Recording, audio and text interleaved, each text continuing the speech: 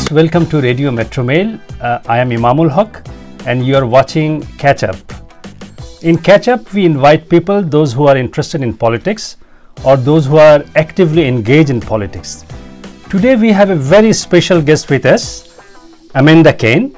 She is running for an election, federal election, and her riding is Scarborough Southwest. Welcome to our studio, Amanda. Thank you for having me. So how is your campaign going? First, let's start with that. Oh, it's going great. The Green Party has seen a surge in popularity and support right across the nation. We're calling it the Green Wave. Climate change is top of mind for people. And I think that is a part of what we're seeing. It's people's concern. Okay. And supporting a great party that is willing to address it. Okay, so we'll talk about the Green Party, we'll talk about your campaign more. But before that, would you mind giving us some idea to our audience about yourself and the riding you are representing? Okay, well, I actually grew up in this area. I was born and raised here and still live here. Scarborough Southwest has a very special place in my heart. So I did everything from learning how to play the violin, to dance, to starting multicultural groups. This is one of the most multicultural parts of Toronto, and we have some of the best cuisine as well. So I'd like to be able to support our local businesses in getting the word out about how great our little nook of the city is. Okay, so how did you get involved with the politics? So do you have any story behind that, or? Yes, my mom used to bring me as a young child to the voting booth during elections. And I always thought it was so mysterious and magical that she was helping to decide government. And so I would ask her a plethora of questions about who was running, and we would stay up and watch the debates. We would watch the polling results. She would never tell me who she was voting for. We never had election signs because she said it was very important that people kept their votes private. Yeah. And that's one of the beautiful things in Canada is, our corruption can only go so far. The voter has a very protected right to secrecy. And so I guess it started at a young age. And then when I was in elementary school and high school, I was running for student councils. I was always trying to address problems between students and administrators. Yeah. And it just kind of built. And in this particular community, as we became more diverse, we started seeing some racial tensions while I was in high school. And so I ran for council on the basis of uniting our student population and putting aside our differences. Unfortunately, the guy who wanted the pop machine, won. But that led me to more activism. And that activism led to multiculturalism and equity and supporting newcomers into the area. And the local high school, I'm very proud to say the initiative that we started 25 years ago is now a week-long celebration of culture and diversity in Scarborough. Oh, that's great. So it seems that you are not new in politics. You have started your political career long back during your student life. I would agree. Okay. I would agree. So you are raised, I don't know whether you're born here as well? I was. Okay, so you're born and raised in this community. Yes. So now you are representing a political party and you are running an election as well. So what are the main issues that you have identified or your party has identified particularly for this Scarborough Southwest? Do you have anything? Well, the Green Party has a platform that is equitable, it is environmentally sound, and is looking for a just transition into a low carbon future. I think we're very blessed in Scarborough because we're not feeling the impact of climate change as yet, as other parts of the world are. But given that I've lived here my whole life, I do know local issues such as economic opportunities, good jobs, and a lack of transportation are key factors to our success as residents. So that's good that it seems that you are quite aware of the issues, particularly those we need to address in particularly this area, Scarborough Southwest. So if we just think about the whole Canada, people are falling through the cracks of our social safety net programs. Yes. So how do you think that you or your party can fix those? I think we need to work collaboratively in terms of funding. So social service agencies and social service providers are looking at long-term objectives. Right now, our government is based on a patchwork of funding and of priorities. And so priorities of a municipality, of a province, and of the federal government may all be in very different areas. And so when we are looking at funding that is based only on election cycles, which is a 4-year period, that's where the cracks happen, because we don't have a long-term plan for sustainability. We don't have a long-term consensus on how we're going to achieve and hit certain targets and goals to ensure that people are supported well. And so our party is recommending that all levels of government come together to address funding gaps and ensure long-term planning for priorities and initiatives. Okay. This is very different. Other parties work in a silo where they deliver the funds and then leave it up for the lower levels of government to implement. But we all need to be on the same page. So this should be a concerted effort. So there should be a very strong, coordination. Absolutely. That's what you are proposing. Yes. So the area you are representing, which is Scarborough Southwest, we see there are a lot of in this area, in this riding, there are a lot of families, those who are living in poverty, those who are low income. So you or your party, do you have any specific plan for them that, so that we can address their issues? Mm-hmm. Well, the demographic of this riding has definitely changed. This was one of the more affluent areas of Scarborough. And I think as we've seen a transition of our local economy move from, office jobs and careers of the white collar nature to service and retail positions who are generally paid at a minimum wage, we've seen a decrease in the income of our residents. I do know that the demographics have also changed. And so we have a lot of families with one parent staying at home minding children. And in Toronto nowadays, the cost of living is exorbitant. And so, and if you're looking at local opportunities in terms of career growth, they're very limited. And so if you have one breadwinner in the family, you're going to see a disproportionate effect in terms of income for the household. And I think that is some of what we're seeing. But I do think there is strength in having families who do have one caregiver at home to ensure that the children are looked after, to ensure that they are academically sound, that they are socially well adjusted, and then making that transition after the children perhaps are in high school to get back into a workforce. And so, although a lot of people see it as a negative, I know the power of community and the power of family, and I see it as a positive for community development. Definitely. It allows for us to have a strong social network, which is one of the key determinants of overcoming poverty. If you have neighbors that you can trust, you can rely on, that safety net is a source of power. So what we need to ensure is that when people are ready to transition into the economy, there are good paying jobs that they can move into that aren't necessarily in retail or at minimum wage. Thank you. So viewers, you are watching Catch Up, In Catch Up, we have our special guest today with us, Amanda Cain. She is running federal election from Scarborough Southwest.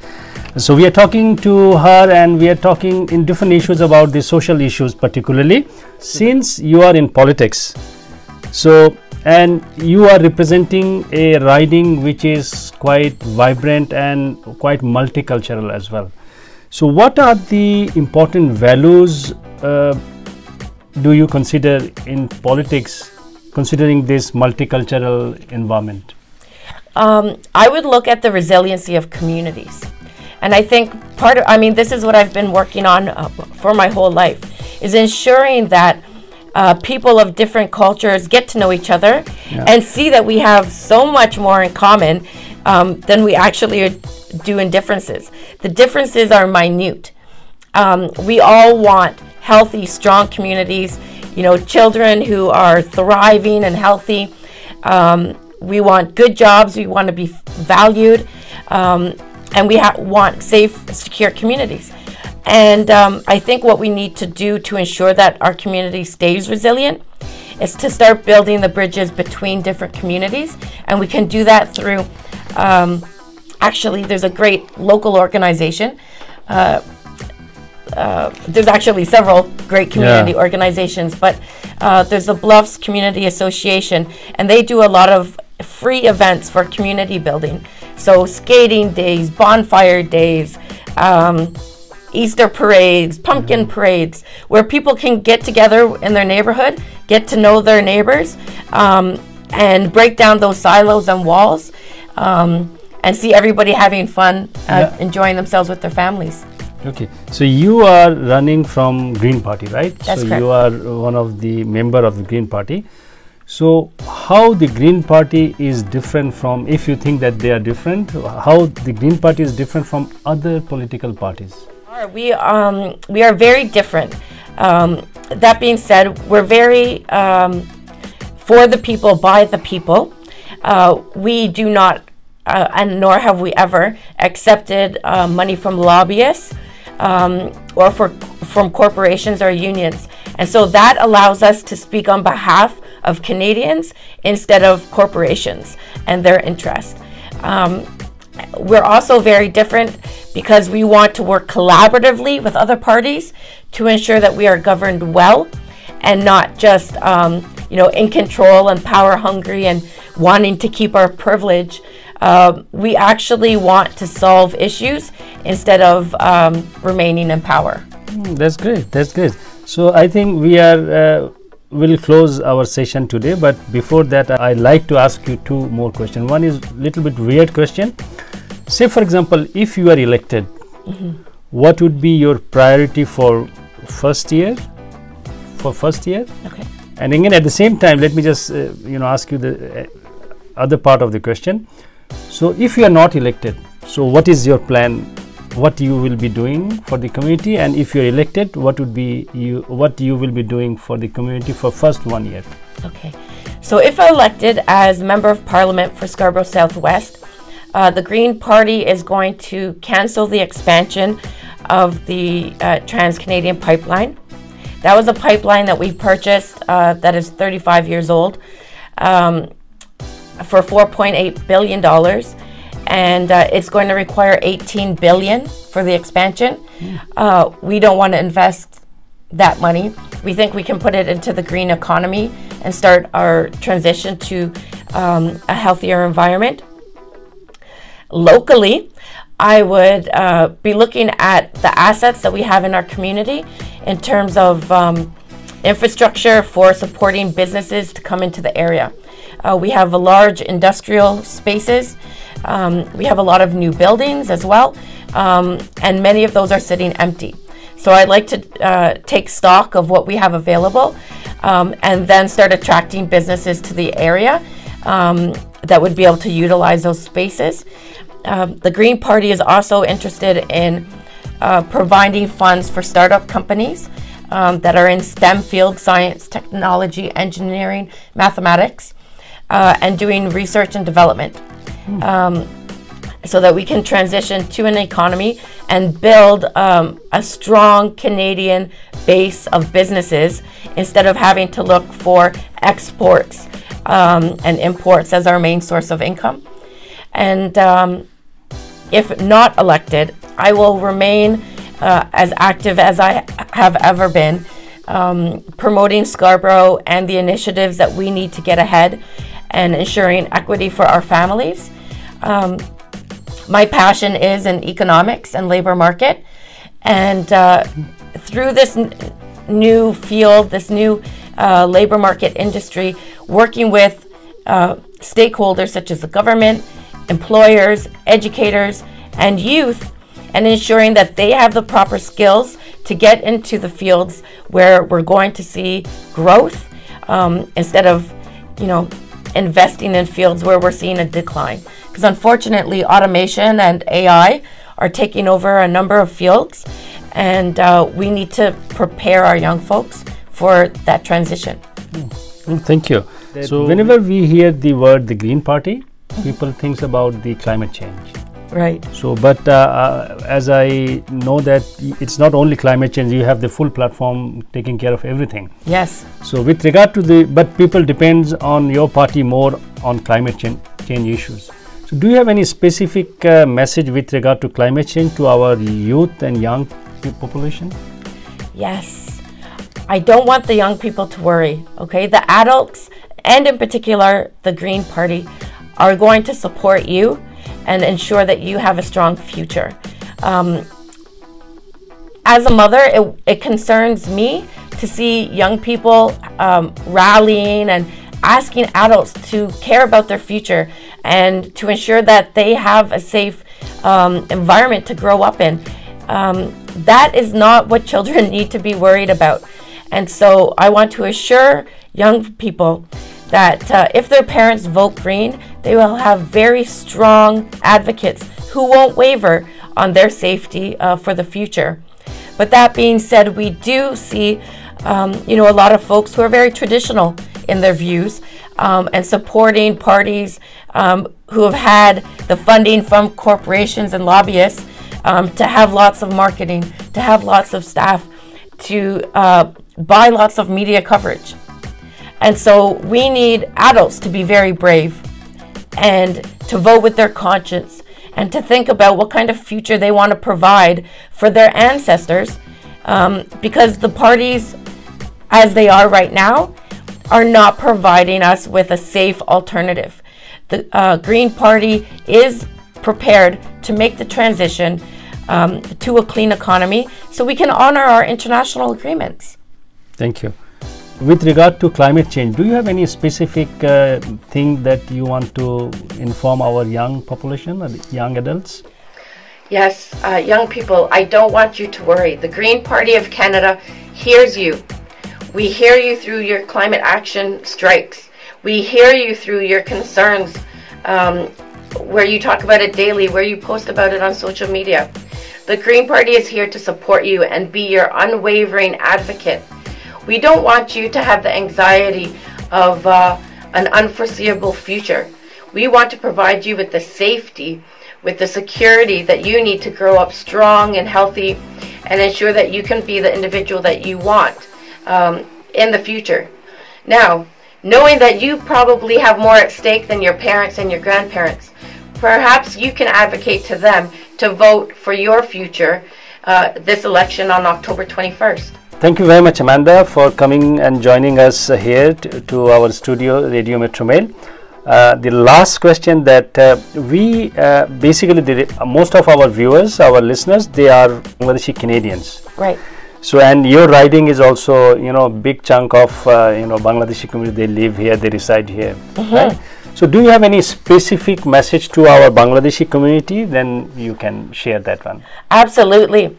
I was hoping that I'd have more time during this election period to be able to sit with the community to determine if there are issues, in particular about climate change back home, that the Canadian government would be able to address. Many years ago, I watched a documentary on some of the areas most hit and will be most affected by climate change. And Bangladesh is one of those countries because of the how it's situated, and the lack of elevation, right? It's in a basin. Yeah. And so monsoons and our rising oceans will affect families back home.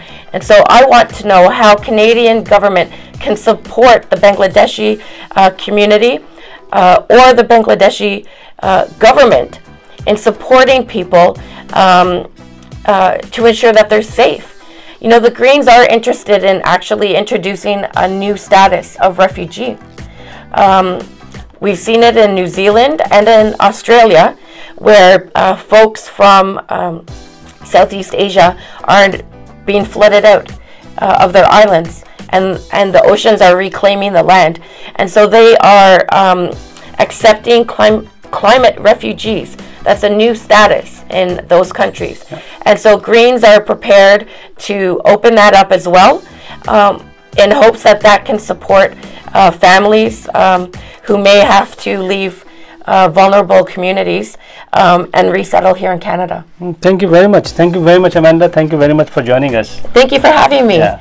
And don't forget, the advanced polls are happening in October. Election day is the 21st. My name is Amanda Cain, and the Green Party of Canada supports you. For more information, you can visit my website at www.amandacain.ca. Thank you. Thank you, viewers, for watching our program. So in our next program, we'll bring new guests. Until then, please take care and stay well. Thank you very much.